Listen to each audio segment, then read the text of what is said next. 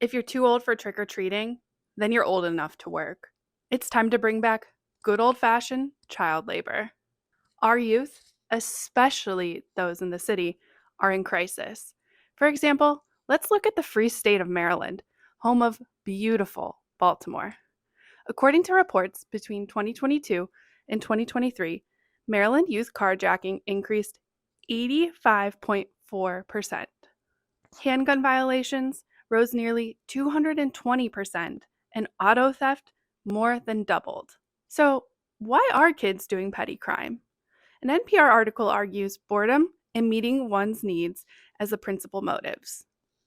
My question is, why can't we channel that drive and energy into a job? One reason is that we have a lot of layered child labor laws.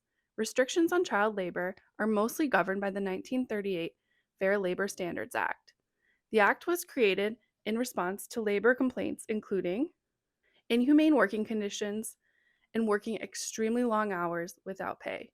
These are complaints that no one should endure, child or adult. It's not like you turn 18 and then abuse becomes okay. So if we're preventing children from working because we don't want to expose them to these conditions, we need to seriously look at the entire chain of labor. I do want to take a second to point out that we as Americans are pretty okay with child labor in our supply chain as long as it's not on our God-blessed US soil. Just look at the child labor in cobalt mining for our Apple phones. All right, back to America.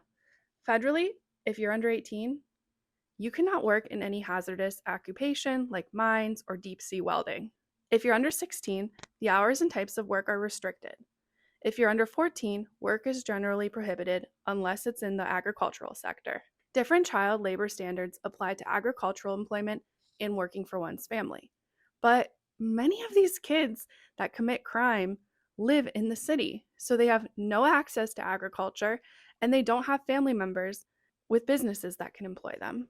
Don't worry, there is a clause or a loophole for delivering newspapers and wreath making. Children can still do those. Obviously, the statute is dated. State laws may differ, but whichever is more protective of the child supersedes the other. With parts of these laws, obviously, I agree. Children shouldn't be working in jobs that are detrimental to their health or well-being. That would not be cool. Imagine being a city kid, having all the time in the world, yet nothing to do and no means to get what you want. Drugs and crime are a great way to fill the void. So is a job. With a job, these children would get skills so they're set up for adulthood.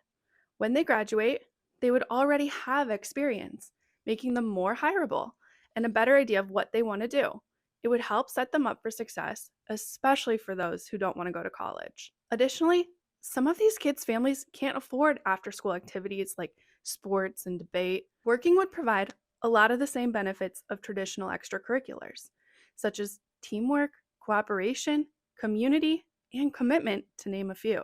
Most importantly, allowing children to work would bring them freedom, as they have a way to make money to meet their needs and direct their energy.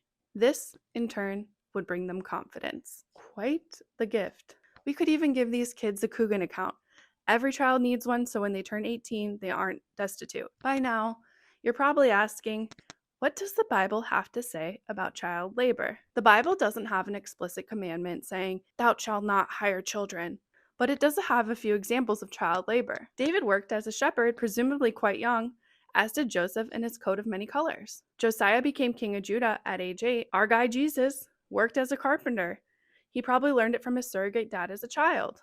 At the time of the Bible and throughout most of history, youth apprenticeships were popular. Additionally, children were doing tasks and working alongside parents, learning life valuable skills. What the Bible clearly advocates for is providing for children's needs, protecting and caring for children and the vulnerable, and fair treatment of workers. We are to have care, compassion, and considerations for others' well-being. It's just a general sentiment of a lot of the Bible. What the Bible warns about is idle hands, as it can lead to destruction through many different routes. Proverbs is littered with these cautions. Proverbs 10:4, lazy hands make for poverty, but diligent hands bring wealth. Proverbs 19:15, Laziness brings on deep sleep, and the shiftless go hungry. Proverbs 12:24. Diligent hands will rule, but laziness ends in forced labor. We are creating an environment for these children where it appears they have no better option than to commit crime. In regards to a child's well-being, allowing them to work by relaxing child labor laws may be the most considerate path. Let's look at the per diem cost of a child in juvie in Maryland.